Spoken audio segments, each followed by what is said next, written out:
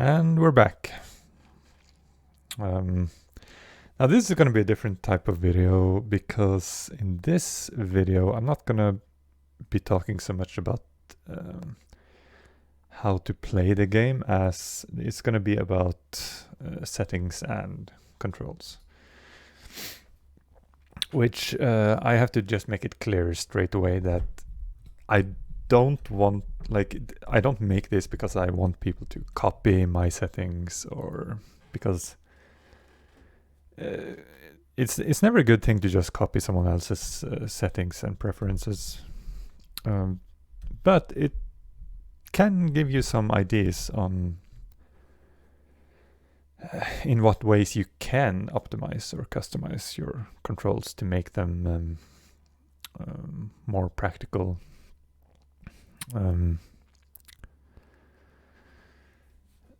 Because like if you're a serious gamer or if you game a lot, it's worth putting some time and energy into making it as practical and functional as possible. Now, my setup is probably on the more extreme side, but it is, it is shaped by a long experience as both a gamer and a PC hardware enthusiast. So, and obviously most players or people aren't going to have such an over-the-top setup, but no matter what setup you have, if it's super high-end or average, I'm sure there is still a lot you can do to sort of... There's a lot you can do with that in any case. And obviously it's not all about hardware, it's also about how you actually configure your settings.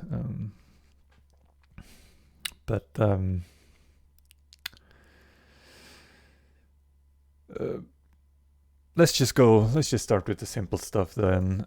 Now, video settings, the sort of custom quality here. These settings I've been running with since forever, and it was something that I copied from, well, I'm contradicting myself now, but it was optimized competitive settings that was posted on a forum long ago, which I admittedly copied at that time. But I never had any reason to change it, and you do see everything you need to see without any, while at the same time keeping everything very clean. And that is low, from the top, low, medium, high, which is easy enough to remember. Low, medium, high, and the rest low and off. And these are the competitive video settings that I've used since the beginning, basically. And they worked for me. Now, back in the day, like many other players, if you go over here to display mode, back in the day I used, just like most people back then, a lower resolution, which I used 800 by 600 for a long time. And stretched it out to a 16:9 aspect ratio, which is the aspect ratio of normal monitors. But I stopped doing that. Like, first off, one of the reasons you did this back in the day was because to gain a higher FPS. That reason is pretty much non-existent unless you're running a really low-end PC or a very old one.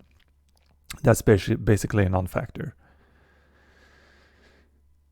Because we all get a lot more FPS than we really need, most of us, at least on a 16 player server.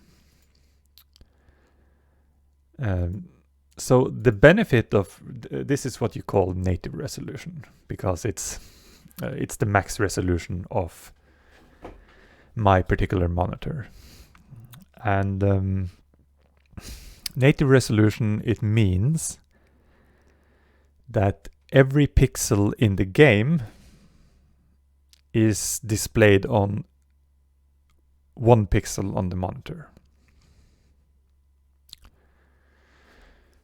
So what this essentially means is that my monitor has this many pixels, no matter what. It has 2560 pixels in the horizontal direction and 1440 in the vertical direction. Now that never changes.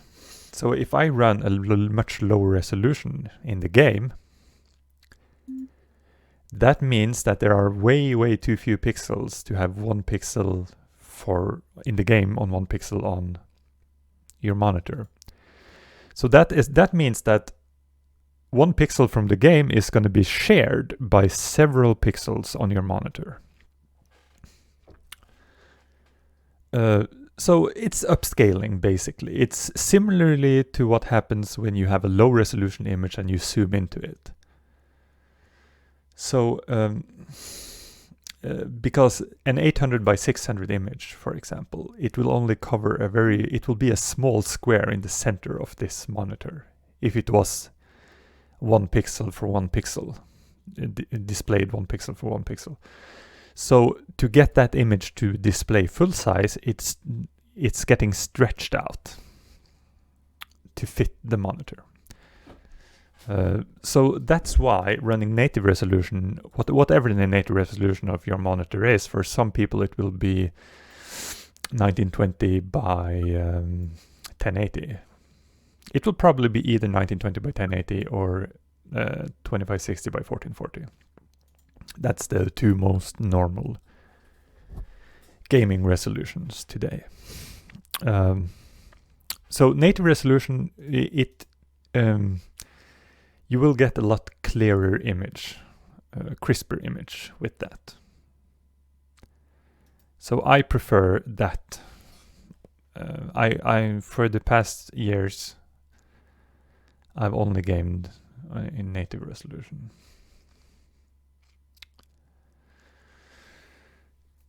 So, some people are more fanatical about resolution than others. Some people really believe, and some people really think resolution matters a lot to how well you're gonna play, but it really doesn't, though. I mean,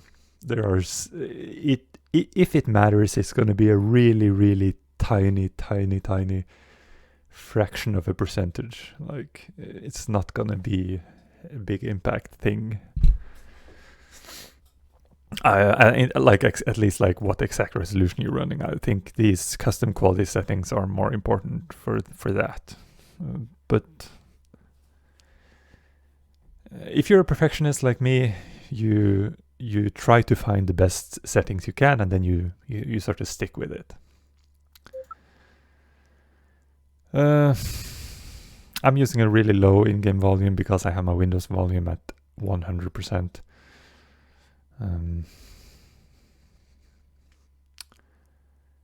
But that's gonna depend. Depending on what sound card you have, it's gonna actually affect how high your volume seems. That has been my experience anyway. But it's not really a big deal. If you can hear, you can hear.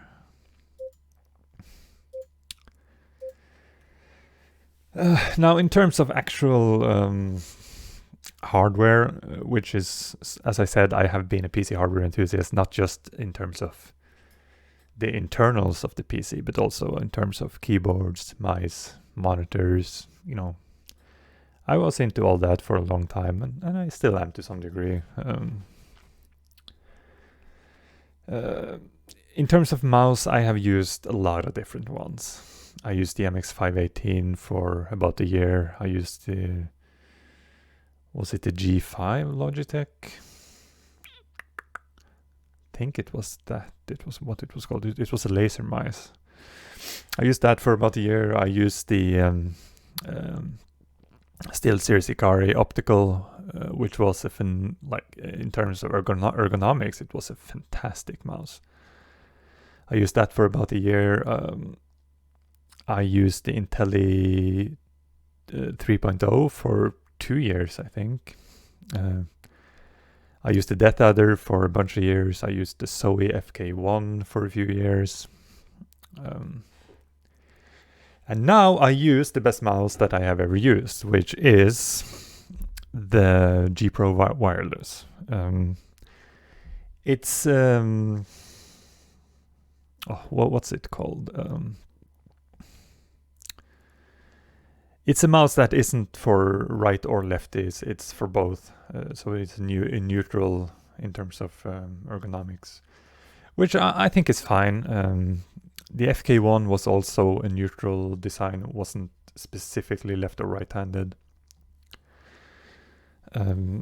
But I like this. I like this mouse a lot, the G Pro Wireless. And once you go wireless, you will never go back. It is just a very, and like with this new sensor, it has a very good sensor in this, the Hero sensor,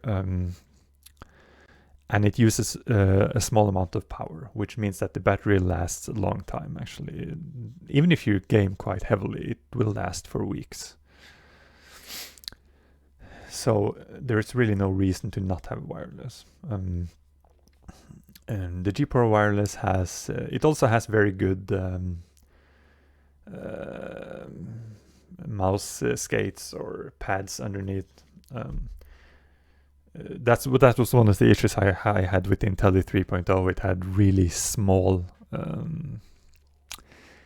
really small, pads. So and I always used replacement pads on the older mice. I used Hyperglides Teflon mouse feet. Especially on the Intelli 3.0, you just had to have that straight away. But with these newer mice, they usually come with very, very smooth and large mouse feet anyway. So with the G Pro Wireless, I actually use the standard mouse feet until they are worn down. On this particular mouse, I have replaced it with Hyperglides. Which Hyperglides, you have to go to their website, hyperglide.net, to purchase. They make them for all the popular types of mice. Really, really highly recommended. You can make a mouse last until it breaks in some other way, because obviously these feet will wear down eventually, and in the end you will be sliding your mouse directly on the mouse pad. So to buy replacement feet like this is something I've done for ever since 2010 basically. And it's not particularly expensive. In terms of mousepad, I have used the PureTrack Talent ever since, I don't know, 2010, 2011 maybe. I used to use the the SteelSeries QCK Heavy, I think. And this is a similar thickness, but it has a much smoother surface. So especially if you pair it up with Teflon feet like Hyperglides, you have a very, very low friction environment here. Which, if you're a very low sense player like me, is excellent. Because like the QCK Heavy, even though it was nice and solid, it really felt like it was very rough.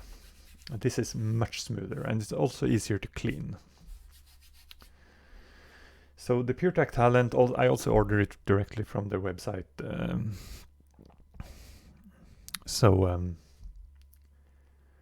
And they do have different thickness and sizes now. I have the larger one. I don't know. Oh, I actually have a measuring thing right here. So it's about 46 centimeters left to right. 37 or 37 and a half top to bottom. So it's quite a big one. But I need this kind of size for my sensitivity, because I really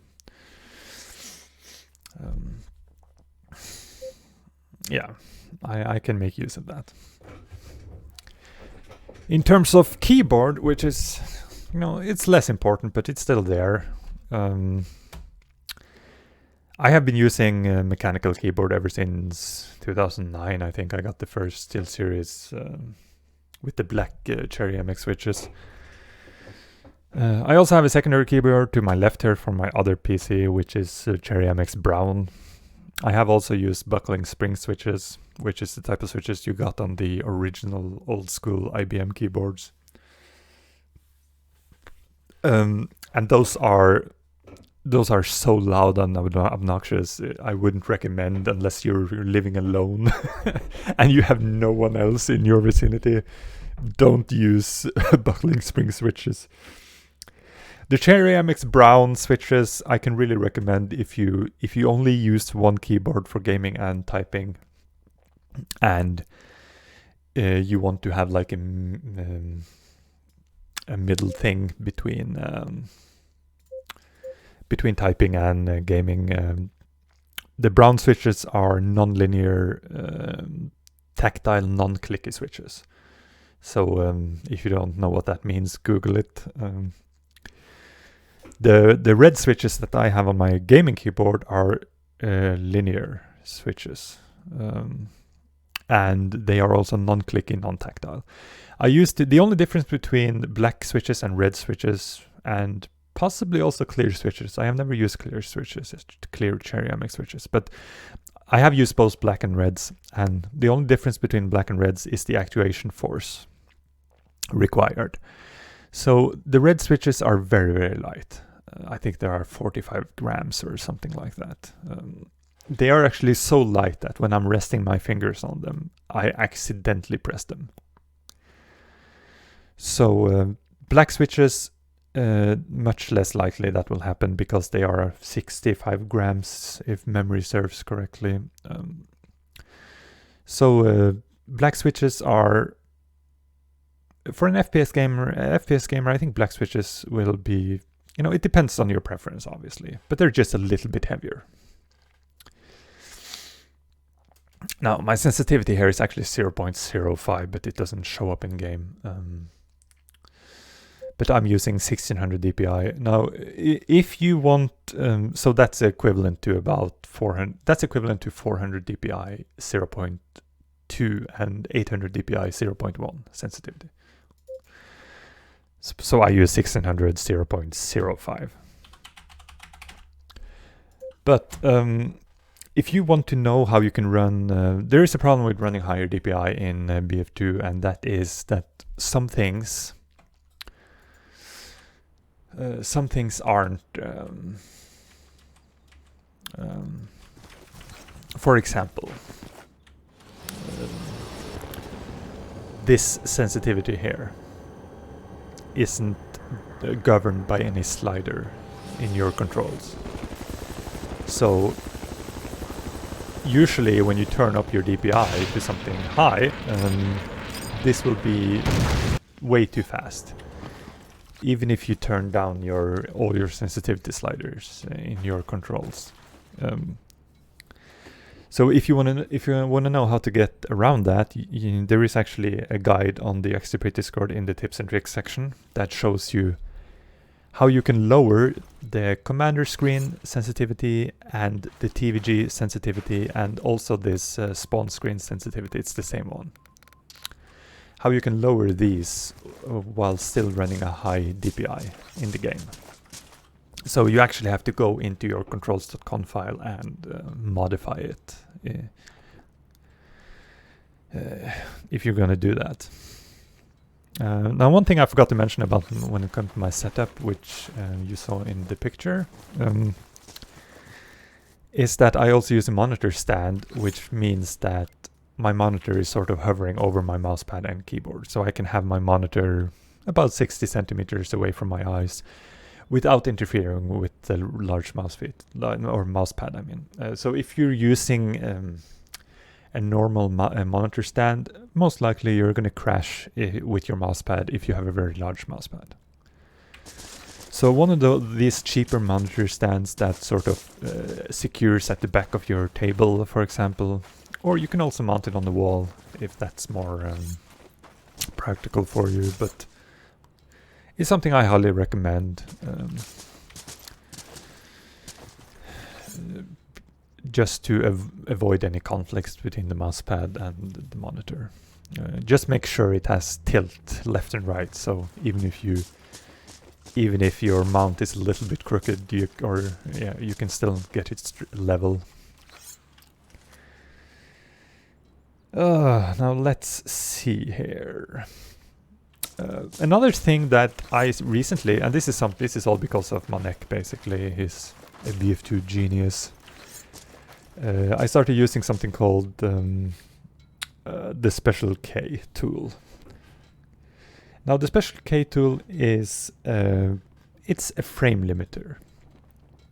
Now you can use the frame limiter in game, but according to what I've heard, according to Manek, basically it has some faults with it that increases latency or input lag or that kind of thing. So, ever since the beginning, I always ran Gamelock FPS 0. So I actually had it in my, what's it called? User settings file. So it would load automatically every time I start a game. But with the Special K tool, you actually limit your frame rate to the refresh rate of your monitor. So for me, that's 240. Now, it's hard to put your finger on exactly what it does, but the game just feels a lot better. Like, if you want to see the whole story, like Manek wrote a very lengthy post in the tips and tricks section on the Extirpate Discord, where he actually talks about what it exactly does.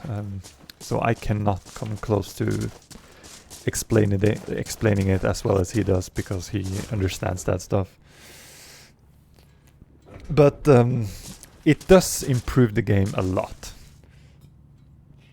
Now, one thing I started noticing when I started using a frame limiter of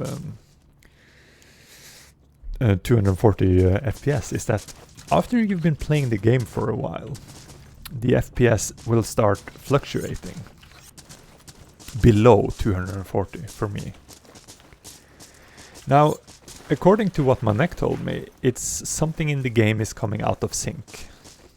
Now, once again, I can't explain it, but one of the things that fixes it is to press the print screen button.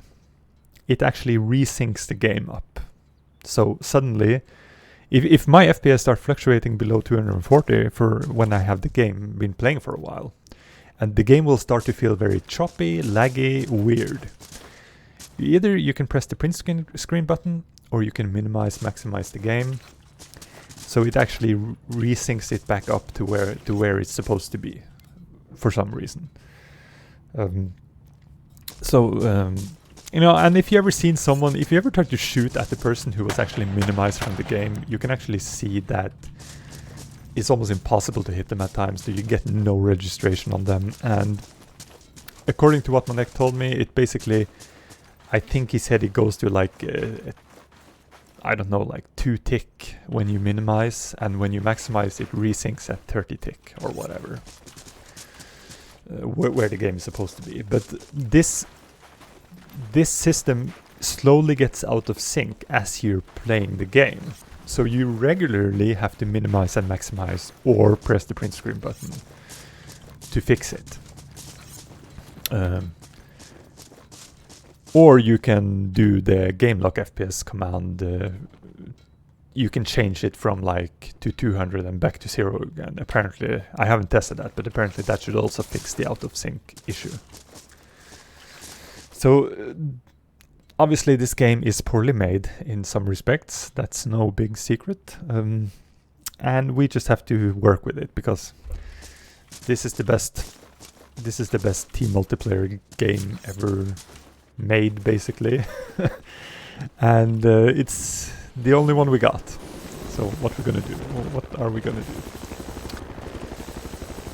Now, in terms of actual I can just cover my 3D settings very quickly. I have the low latency mode on Ultra, especially now that I'm running an FPS limiter. I am nowhere near to being CPU bottlenecked, so I just feel safer having the low latency mode on, which basically means that it can only send, the CPU can only send one finished frame over to the GPU or whatever, at the time, so they can't really queue up. And these kinds of queuing issues, it's also something Manek talks about in his lengthy post about the Special K tool, but these kind of queuing issues can result in input lag, that you're getting delayed information basically. So I just have to interject a little bit here to specify some things about the Special K tool, it's basically a modified DirectX DLL file that you put into your game directory, and that allows you to get an overlay by pressing Ctrl+Shift+Backspace, and you just have to tick the lock FPS box. There's a very obvious box in the middle where you just, you lock your FPS to, and it will automatically lock to the refresh rate you're running on your monitor. And that's it. Those settings will be saved in a tiny config file, also in your BF2 folder, game folder. So, and if you remove those two files, you basically remove if you remove that modified DLL and the config file, then the game is basically default. So it's not very intrusive. You can also run it with G-Sync on or FreeSync. I personally prefer to use fixed refresh in the 3D settings. For some reason, I feel my hit is better with that. Because with the FPS hard locked at your refresh rate, it's not going over or under anyway. At least it's not supposed to go under in BF2, at least, because if this was a game where you regularly had FPS dips, then I guess having G-Sync or FreeSync on would make sense. But and obviously I didn't specify it in the first recording I made, but you have to have the game log FPS 0 also in the game every time. And the easiest way to do that is to sort of have it in your user settings file and copyright, or not copyright, but have your write protection or whatever it's called. So the information can't be changed, because that line will, if you put gamelog FPS 0 at the bottom of your user settings.conf file, if you don't lock that file, the game will remove that command automatically. So yeah, it's worth trying out this and see if you feel the game runs any smoother. But when it comes to actual controls, my controls, as you probably noticed, are a little bit funky. But I have actually spent a lot of time customizing my controls. For example, I used to fly a lot of heli back in the day, like just public, and for seat switching I press space to get into the gunner seat, and I press space again to get back, so I can go back like this.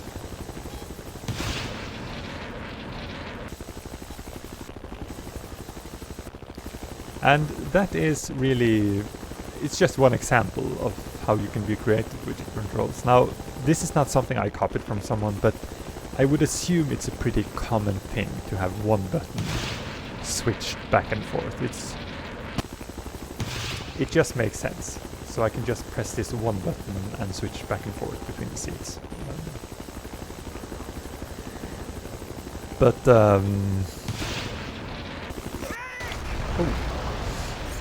It is,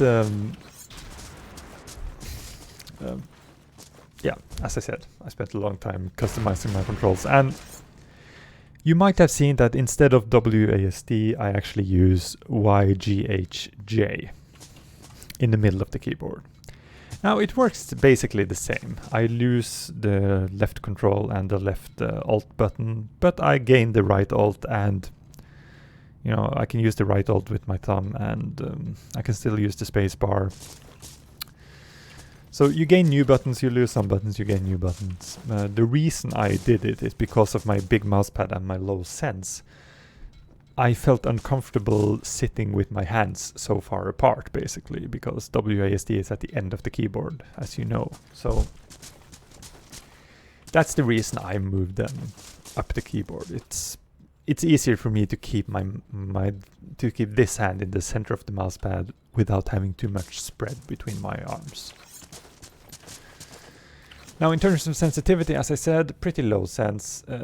This mousepad is pretty big, and I do have to use it all to turn 180. But most of the time, 90 degrees is where I operate. I can do 180, but I usually 90 is all I really need for most situations. Now, one thing to note about low sense. As I mentioned in the previous video, I don't ever iron sight with the rifles. Now, one of the reasons I am able to do this is because my sensitivity is so low that I can have full control. Even at this distance, I have no issue. I have no issue placing my crosshair and controlling it. Because this is, I mean, most people use this, but as you can see, you become very immobile when you do this. So for my particular playstyle, where I like to be very mobile, it becomes a hindrance. So that's the reason why I don't use iron sight. And because the guns are just as accurate without iron sight. It might be harder to hit at times, but you get used to it, and in the beginning especially it's hard. But once you get used to it, the benefits are so huge because you can stay mobile no matter what. Which I like. But in terms of actual controls, obviously the space is jump, that's pretty easy. But in terms of, I use the thumb a lot. Now I still sprint with the pinky, I use C instead of shift, so C is the equivalent of shift for me. But for prone and crouch, I use my thumb. So I use what would be equivalent to C for crouch and X for prone. But for me it's M and N. But the cool thing about this is that I can have full control in any direction while using prone and crouch. Because I personally find it like, because most people, and me included, have much better articulation of the thumb than the pinky. So I just find it easier to use the thumb for these kind of things, because the thumb, it's easier for me at least, to use the thumb independently of the other fingers. So I put a lot of thought into this. I also have the pistol on what would be equivalent to V for you guys, for most of you. So just to the right of the crouch button. Now this is a remnant of when I used to play a lot of sniper back in the day, because you know I did the one shot and then back to pistol immediately. So it's not something that's necessary. I just got used to it, and the pistol is still there. So it's but as I also mentioned in the previous video, is that instead on my right mouse button, instead of iron sight, I have shock paddles. Now, if you're playing an engineer, that means wrench, so on the right mouse button. But so obviously it changes from kit to kit, but one advantage of this is that I'm actually able to move the nade closer on the numbers. So I have the nade, and is there a fifth weapon for? No. Okay. So it's sort of easier to reach because you can sort of all the other functions that are on the numbers, you can actually move them closer. So I have the nade on what would be equivalent to number 4. And that's the end. Because I actually have the med pack on the forward thumb button on the mouse. So it's sort of... obviously my controls are set up to play a lot of medic, you know, shock paddles on the right mouse button, med pack on the forward thumb button, create squad on the backward thumb button. So that means that even the cool thing about having a create squad button is that even if you are a squad leader, okay, it doesn't work when you're alone. But if you are the squad leader of a squad and someone calls drop, I can leave the squad. So you probably didn't even see it there. But if obviously when you press the create squad button, this screen comes up. So you basically have to click that away, but you can, while you're shooting at people, you can leave squad like that. So it basically means if you don't have that set up, you will have to find a place to lay down for a while and then leave. I don't like that. It's much better to just do like this. So in terms of the actual alternate fire button, which I have on scroll wheel down. Now I recently wrote in the tips and tricks section on the Exerpit Discord, I wrote a post about how to bind scroll up and down for different things on the mouse. Which you can't do in-game. Obviously, by default, it's to control the commander screen, zoom in and zoom out. And possibly on the map here as well. You see, if I zoom in and out here, nothing happens. Because I have bounded to something else.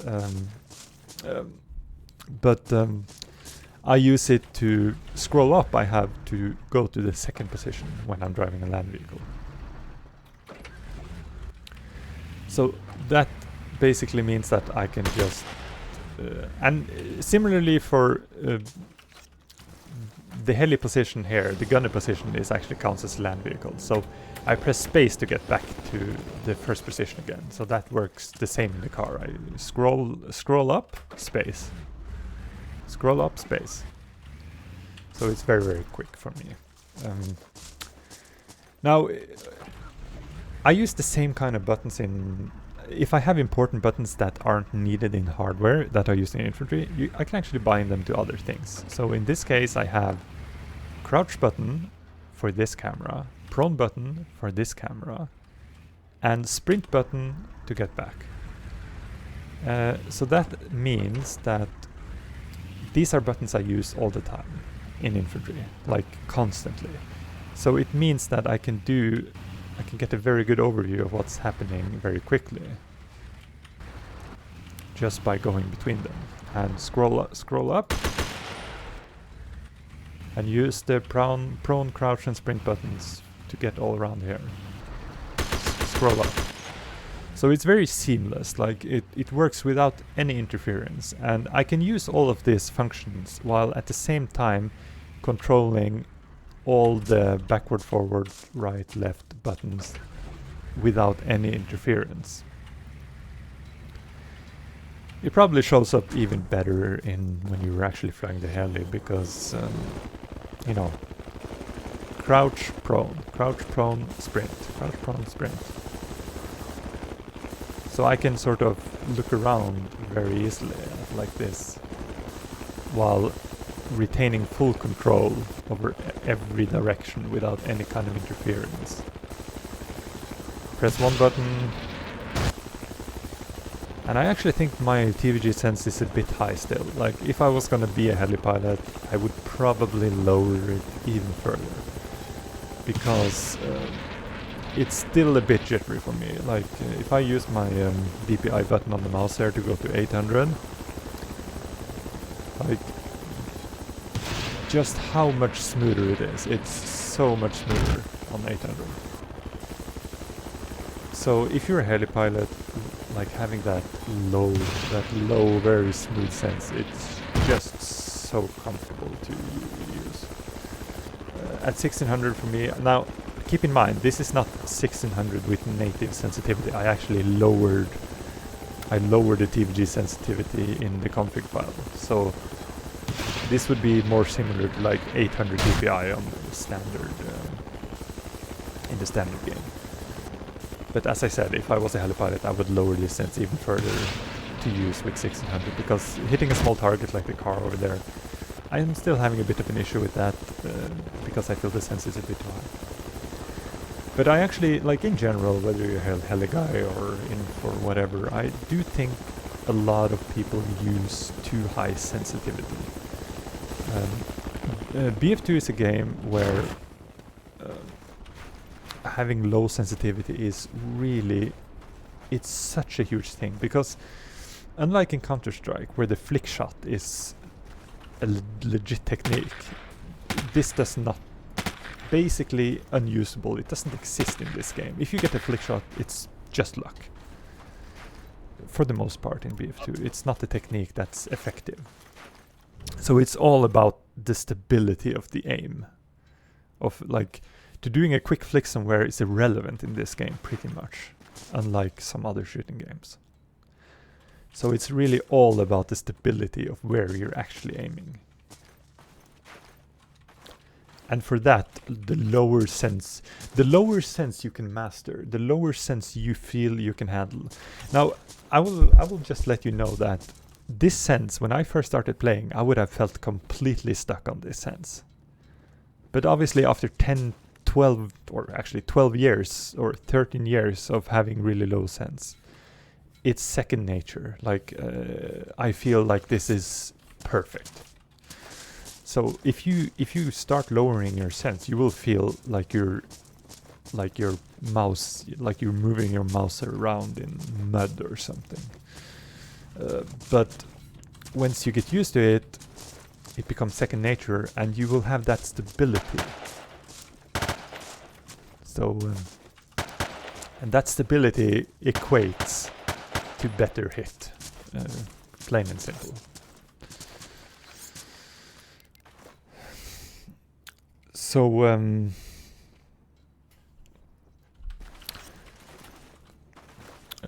but the things that I think about when I create my controls, for example, with this, when I use this AT technique, that the reason I chose scroll down to use the alt fire is because scroll down doesn't interfere with my mouse grip. Some other buttons on the mouse, not every one of them, but some other buttons on the mouse interferes more with the grip. You sort of have to change your grip even slightly. It depends on what grip you have, but I use the sort of like a hybrid, like I claw with my thumb, but I sort of palm with my hand on top. But I sort of claw with my thumb, so it's kind of like a hybrid grip. But because of that, using the thumb button here, which is something I considered, I now use it to create squad because it isn't as crucial. But when I'm going to use the thumb buttons, it sort of requires me to shift my thumb around a little bit. And that sort of, when I'm going to do the AT like this, that interferes with how I move the mouse around. Just a little bit, but it's enough to that I notice it. So the cool thing about scroll down, for example, it's something that doesn't interfere with my particular grip. I can use scroll down without shifting my grip on the mouse at all. And scroll up, for that matter, is a little bit more awkward, but scroll down in particular is something that doesn't interfere with me at all. So that's the reason why I chose it for this particular function with anti-tank in mind, because when I'm doing this quick shot with the anti-tank, which it's a technique that allows you to to move while you're shooting at something. So especially if you have cover like this, it's such a good thing. Because if you're shooting at the tank, you can actually dodge the tank while you're shooting. Because if you're just doing this, the tank is gonna kill you. Like, you're gonna get one shot off, but the tank is gonna kill you. With this technique, you can actually dodge at the same time, but it requires you to quickscope, because you quickscope, and then you fire and switch weapon. And the cool thing about firing and switching weapons, it's, as many of you know, once you switch weapon, you're no longer controlling the rocket. It will go straight ahead at declining slightly over time. So it means that you have to shoot over your target at distance. Oh, that was a bit high. But you have to shoot higher than your target. And the further away you are, the higher you have to shoot. But you can... If you get good at this, you can actually do this at a fair bit of distance. I'm not that good. I haven't been doing it enough. But it's such a cool thing, this. And it makes you basically... This is the tanker's worst nightmare, because if you're behind cover like this, there's no way... He basically has no chance of hitting you, almost. Like... so... When people do like this is basically a side point, but this anti-tank thing. But when people just stay in the scope all the time when they shoot, they tend to just get off one missile and then they get killed.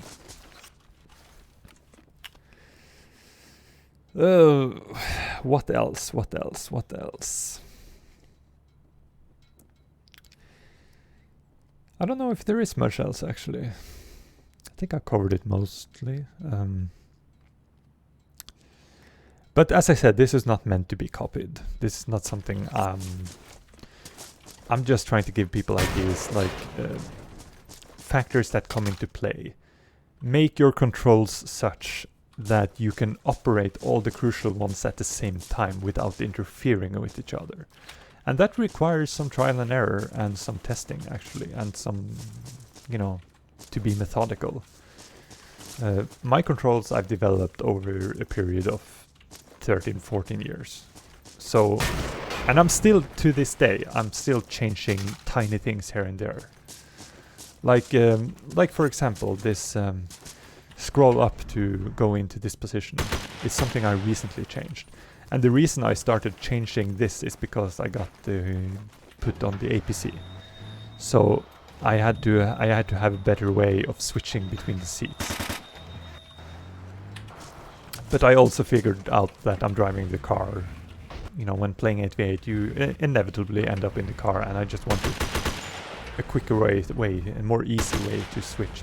Because the normal way of switching, where I actually have to reach for the F button, it made me shift my grip on my... I couldn't use my directional buttons at the same time as easily. I have to sort of switch away from them in order to reach. So to have this be reachable without interfering with that, things like that are stuff that I think about when I'm making my controls. And things like on the mouse that, oh, this function doesn't interfere with the grip. Like, if there is a function that is crucial to use while you're moving around, like for example revive for me, the fact that I can just press my right mouse button, it means that I'm not my movement with the mouse like this isn't interfered at all by the fact that I have to revive. And the same thing with the fact that I have medpack on my forward thumb button here. It's even though like it's one of the things that interferes the least with my thumbing grip, because I can sort of just nudge it ever so slightly. So be mindful of your controls. There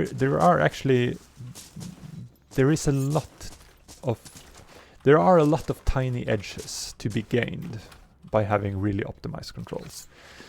But the major one is obviously sensitivity, which I think a lot of people have too high sensitivity because they are concerned about not moving around. Now I will tell you this about as a final closing statement on sensitivity, or on this video, and sensitivity, which is a very important issue, is that forcing yourself to play with a low sense like this, it has the added benefit of disabling your ability to quickly turn around. And why is this a good thing? Well, it's a good thing because you're forced to position yourself properly, and you're forced to be able to anticipate where the enemy is coming from, because you don't have the ability to do 180 bullshit moves. And yes, you're gonna feel limited immediately, because if you're used to be able to correct all over the place. Now I can't properly do it because I have too low sense. But if you're used to play very chaotic and sort of have to adjust to every possible direction because you either position yourself poorly or because you have poor game sense, forcing yourself to play with lower sense, it's similar to, if you ever seen Rocky 2, I think it is, where he forced Rocky to punch with his right arm even though he was a lefty. So he actually tied up the right arm so he could only punch with, or he tied up the left arm so he could only punch with the right. It's similar to that. You're sort of training because you're losing the ability to sort of adjust to every possible angle. You're sort of forced to make the angles work for you, in the sense that you're prepared for them, that you're forced to already be turned in the direction things are happening before they happen. And because of that, you will train yourself to become better at that. You will become better at pointing your crosshair in the correct direction at the correct time, because your sensitivity won't allow you to quickly adjust in the same way. So it actually, over time, people who play with low sense often get better at the fundamental part of the game, just because they don't have the ability they don't have that freedom of movement to play as chaotic. And when something is in your crosshair, if you have really low sense, you're not missing that. Like, you're gonna have a very deadly hit to your rifle if you have really low sense, because there's no jittering around like this. Even on like a long distance like this, I can keep my crosshair steady. So yeah. Well, time to end it. Think about your controls, optimize your controls, and try to lower your sense as much as you can, actually. At least in this game. In Counter-Strike, I would be more open to playing high sense. BF2 doesn't benefit from that at all, I think. So, yeah. That's about it.